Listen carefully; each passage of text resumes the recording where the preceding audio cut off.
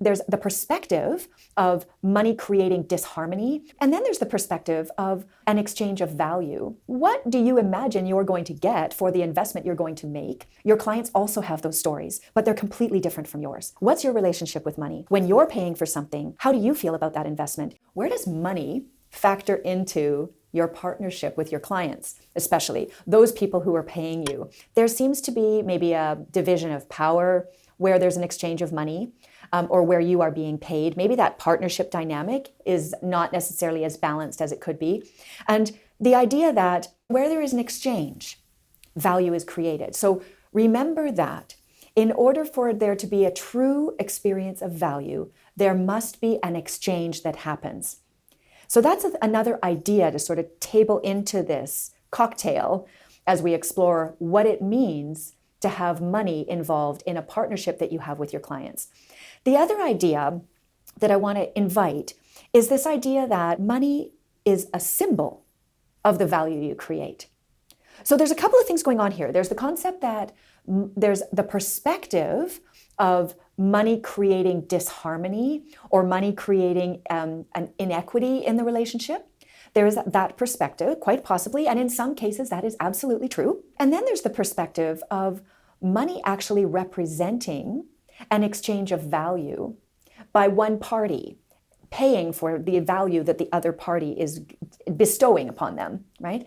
So this idea that money is a symbol of the value that you create is a curious and certainly new perspective that I would invite is a healthy way of auditing your value proposition. So if you are thinking about the money that you are paid for the work that you do, and if for some reason there feels like there is an inequity there, either on your part or on the client part, what I might suggest is that the value proposition isn't strong enough. So the exchange of value, meaning one person is paying, that's what they are investing, right? And the other person is delivering value, if you will, for the recipient, the paying party, to receive. If the value delivered does not equal what the person paying expects it to be, then yes, there is a power imbalance or there's an inequity in the partnership. If, on the other hand, money and the exchange of money gives the sense that there is a commitment by both parties to deliver a high value experience, so the person paying for the experience, your client, is making a commitment to be invested in the experience, and they are expecting a certain outcome or a certain result.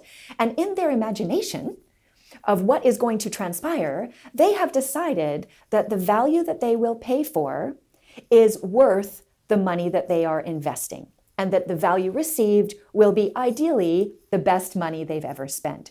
So when money is a symbol of the value you're creating, and you invite yourself and your client to explore the ROI on the investment and the exchange of value, when you have a candid conversation, how do you feel about this? How do you feel about this fee? How are you, for this fee to have been the best money you've ever spent, what would need to transpire? Or another question, what do you imagine you're going to get for the investment you're going to make? What is your anticipated outcome, in other words? So when you have these conversations, now you're co-creating a value proposition that is well aligned with the fees that you are charging, if you will. So here's what I'd like to invite you to explore. Give some thought to when you are out in the world over the next few days, and you are paying for something, whether you're paying for a liter of milk or you're buying a car or you're purchasing a haircut, what you're using your money for is essentially irrelevant, but you are making an investment in a specific outcome. And I want you to notice when you feel like the money you have spent has been a good investment for you and well worth the cost or the fee or the price that you paid. And whether or not you feel like it was fair, a fair exchange, it didn't blow you out of the water, but you don't feel like you have been delivered a product that is below what you expected and not good value for you. And then in other cases, when you have spent and invested in something and it has been poor value for you and it hasn't quite worked out. And the reason for when the value is poor, it's because what was originally intended as you expected it to be, the result did not transpire as what you expected you were buying, right? So yes, money We have our own stories about money. Here's the other piece that is worth considering. We have our own story about money, how we use money, what it's worth to us, and what we are worth in receiving money for our services. Your clients also have those stories, but they're completely different from yours.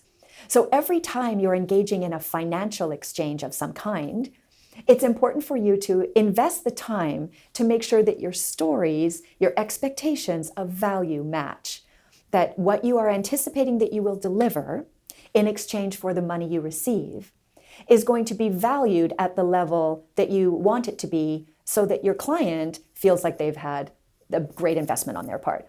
This comes back a little bit to the 5 value drivers. The 5 value drivers being, is it going to help them make more money? Is it going to help them save some money? Is it going to help them create more efficiencies, which result in cost savings or potential new revenue opportunities?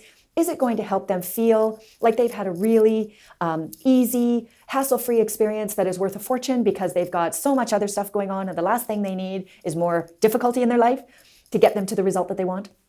Or is it maybe because you're giving them access to a better future, helping them live a reality that they didn't think was possible, the living the dream? So the 5 value drivers are a good part of this conversation as well. And also we want to look inside.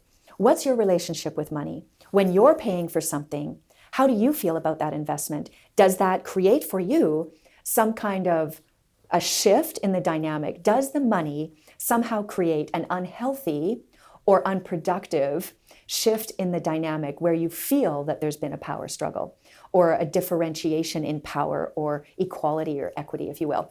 So these are the questions that we want to be talking about. I invite you to explore those over the next few days and dig into this a little further to explore what is money symbolizing in your relationship with your clients when they are paying you for services. Fees are always a challenge for almost everybody in services businesses because you are tied up inside that and your expertise is tied up inside that. And it's much more about you and your value as opposed to the value of a product. So it's a very different dynamic than it is when you're buying a retail item, for example. So notice when you're paying for services and notice when you're paying for products, how you quantify the value of those purchases and notice what comes up for you. So that's my invitation. Thanks so much, and we'll see you next time. Bye for now.